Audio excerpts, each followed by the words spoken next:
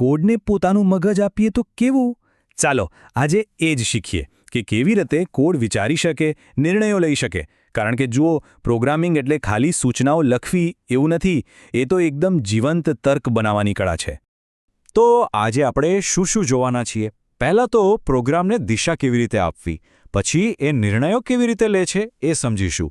એ પછી એકનું એક કામ વારંવાર કેવી રીતે કરાવવું, અને હા, એક બહુ જ સામાન્ય ભૂલ, એક જાળ છે, એનાથી કેવી રીતે બચવું એ પણ જોઈશું.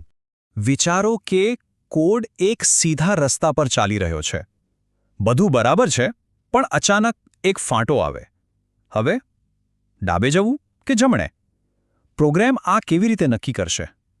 બસ અહીંથી જ કોડ ખરેખર સ્માર્ટ બને છે. આ સમસ્યા માટે આપણી પાસે બે જબરદસ્ત સાધનો છે. પહેલું, જે કોડને શીખવે છે કે આ કરું કે પેલું જેવા નિર્ણયો કેવી રીતે લેવા, અને બીજું સાધન, જે એને એકનું એક કામ થાક્યા વગર વારંવાર કરવાની તાકાત આપે છે. તો ચાલો શરૂઆત કરીએ પહેલા ફાંટાથી, એટલે કે નિર્ણયો લેવાથી. જ્યારે પ્રોગ્રામ સામે કોઈ પસંદગી આવે ત્યારે ખરેખર એની અંદર શું થાય છે? ચાલો આને એકદમ સરળ રીતે સમજીએ. આ છે કોડિંગની દુનિયાનો સૌથી પાયાનો નિર્ણય. એકદમ સાદી ભાષામાં કહીએ તો, જો વરસાદ પડે છે તો છત્રી લઈ લો, નહીંતર બહાર રમવા જાઓ. બસ આટલું જ સિમ્પલ. બે વિકલ્પ, એક પસંદગી. અહીં જુઓ, આ કેટલું સ્પષ્ટ છે. ડાબી બાજુ જે ફ્લોચાર્ટ છે, એટલે કે જે નકશો છે, અને જમણી બાજુ જે કોડ છે, એ બંને એક જ વાત કહી રહ્યા છે. જો શરત સાચી પડી તો પ્રોગ્રામ ઇફવાળા રસ્તે જશે, અને જો શરત ખોટી પડી તો એ એલ્સવાળો બીજો રસ્તો પકડશે. એકદમ સીધો સંબંધ છે. પણ હવે સવાલ એ છે કે જો બે કરતાં વધુ રસ્તા હોય તો?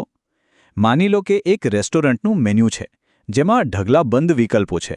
શું આપણે વારંવાર ઇફ એલ્સ લખીશું? ના, એના માટે જ આપણી પાસે સ્વિચ છે. એ કોડને એકદમ સાફ સુથરો અને વ્યવસ્થિત રાખે છે. આ ફ્લો ચાર્ટને ધ્યાનથી જુઓ. પ્રોગ્રામ શું કરે છે? એ એક પછી એક કેસ એટલે કે વિકલ્પને તપાસે છે.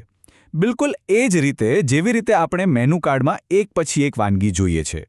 જેવો જેને પોતાનો મેચ મળી જાય, એ સીધું જ એ કામ પતાવી દે છે, અને બાકીના મેનુને જોવાની તસદી પણ નથી લેતો.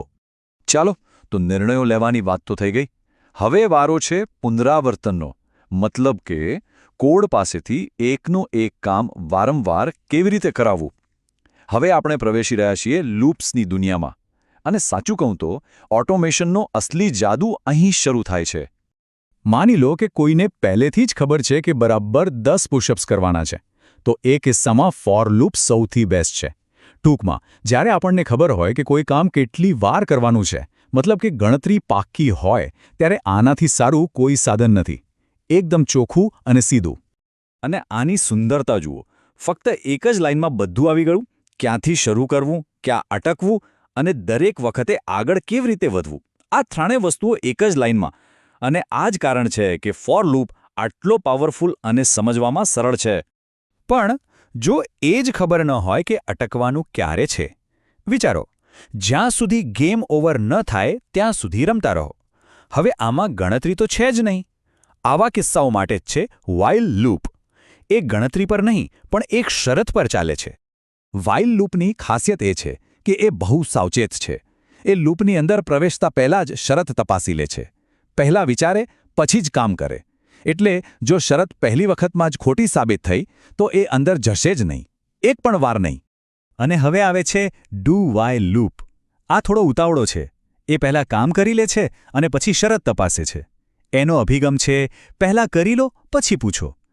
આનો સીધો મતલબ એ છે કે કોડનો એ ભાગ ઓછામાં ઓછો એક વાર તો ચાલશે જ, ગમે તે શરત હોય. અહીં ફ્લોચાર્ટમાં પણ એ જ દેખાય છે. જુઓ, પહેલાં સ્ટેટમેન્ટ એટલે કે કામ, અને પછી કન્ડિશન એટલે કે નિર્ણય. પહેલાં કરો પછી વિચારોવાળો અભિગમ. અને આ જ વસ્તુ એને અમુક ખાસ જગ્યાએ બહુ ઉપયોગી બનાવે છે. દાખલા તરીકે સ્ક્રીન પર ઓછામાં ઓછું એકવાર મેનુ તો બતાવવું જ પડે. તો હવે આપણી ટૂલકિટમાં ઘણા બધા શક્તિશાળી સાધનો આવી ગયા છે, પણ અસલી કળા એ જાણવામાં છે કે ક્યારે કયું સાધન વાપરવું. બરાબર ને? આ તો એવું જ છે કે એક સારા રસોઈયાને ખબર હોય કે ક્યારે છરી વાપરવી અને ક્યારે ચમચો. તો ચાલો આપણે પણ આ કળા શીખી લઈએ. આ ટેબલ પર એક નજર નાખો, આ બધી ગૂંચવણ દૂર કરી દેશે.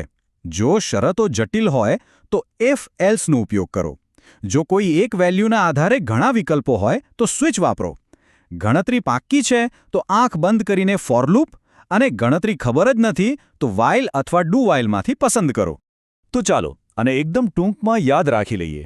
જટિલ શરતો તો ઇફ એલ્સ, કોઈ એક મૂલ્ય પર આધારિત ઘણા કેસ તો સ્વિચ, પુનરાવર્તનની સંખ્યા ખબર છે તો ફોર, સંખ્યા ખબર નથી તો વાઇલ, અને ઓછામાં ઓછું એકવાર તો કામ કરવું જ છે તો પછી ડુ વાઇલ. પણ એક મિનિટ, આટલી બધી શક્તિ સાથે એક મોટો ખતરો પણ જોડાયેલો છે, અને એ છે અનંત લૂપની જાળ. એક એવું ચક્રવ્યૂહ જેમાંથી કોડ ક્યારે બહાર નથી આવી શકતો. ચાલો આ સામાન્ય પણ ગંભીર ભૂલ વિશે પણ જાણી લઈએ. તો અનંત લૂપ એટલે શું? સરળ શબ્દોમાં, એક એવો લૂપ જેની બહાર નીકળવાની શરત ક્યારેય પૂરી જ ન થાય. એ બસ ચાલ્યા જ કરે હંમેશા માટે. અને આનાથી શું થાય? પ્રોગ્રામ સંપૂર્ણપણે હેંગ થઈ જાય છે. આ મોટાભાગે એક ભૂલ જ હોય છે, એટલે આનાથી બચવું ખૂબ જરૂરી છે. દાખલા તરીકે, ફોર લૂપમાં જો શરતવાળો ભાગ ખાલી છોડી દો તો એનો મતલબ થાય છે હંમેશા સાચું. બસ પછી એ ક્યારેય અટકશે નહીં. એક એવી ટ્રેન જેનું કોઈ છેલ્લું સ્ટેશન જ નથી. એ જ રીતે વાઇલ લૂપમાં વાઇલ 1 લખી નાખો એટલે પતી ગયું. કારણ કે સી ભાષામાં 1નો મતલબ થાય છે ટ્રુ, એટલે કે સાચું. તો આ શરત ક્યારેય ખોટી પડશે જ નહીં, અને લૂપ હંમેશા ચાલતો રહેશે. અને જુઓ, આ જ તો પ્રોગ્રામિંગનો અસલી જાદુ છે. આપણે જે આ નાના નિયમો શીખ્યા, જેમ કે ઇફ એલ્સ અને ફોર લૂપ, બસ આ જ પાયાના સિદ્ધાંતો પર દુનિયાના સૌથી મોટા અને જટિલ સોફ્ટવેર બનેલા છે. પછી ભલે એ કોઈ વિડિયો ગેમ હોય કે પછી મંગળ પર જતું કોઈ સ્પેસક્રાફ્ટ. તો હવે જ્યારે આ નિર્માણના મૂળભૂત ઘટકો આપણી પાસે છે, ત્યારે સવાલ એ થાય છે કે આનાથી શું બનાવી શકાય? આ સાધનોનો ઉપયોગ કરીને કલ્પનાની કોઈ સીમા નથી.